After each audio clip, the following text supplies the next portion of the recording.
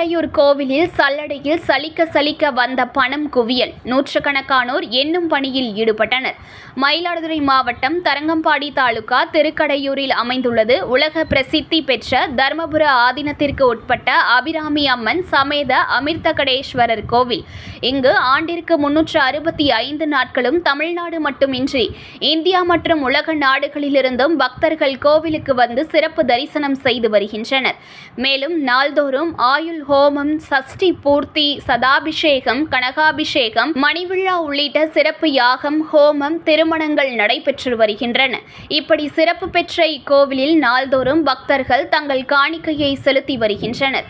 இந்த நிலையில் 8 மாதத்தில் பக்தர்கள் அளித்த காணிக்கை உண்டியல்களில் உள்ள தொகை எண்ணும் பணி இந்து சமய அறநிலையத்துறை அதிகாரிகள் முன்னிலையில் கோவில் வளாகத்தில் பெண்கள், பெரியவர்கள், மாணவர்கள் என நூற்றுக்கணக்கானோர் எண்ணும் பணியில் ஈடுபட்டனர்.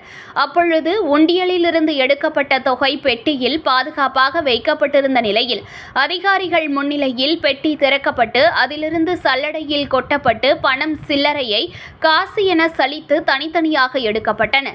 சல்லடையில் சலிக்க சலிக்க வந்த பணக்குவியல் மற்றும் சில்லறை காசுகள் இவற்றை 100க்கும் மேற்பட்டோர் தனித்தனியாக பிரித்து எடுத்தனர்.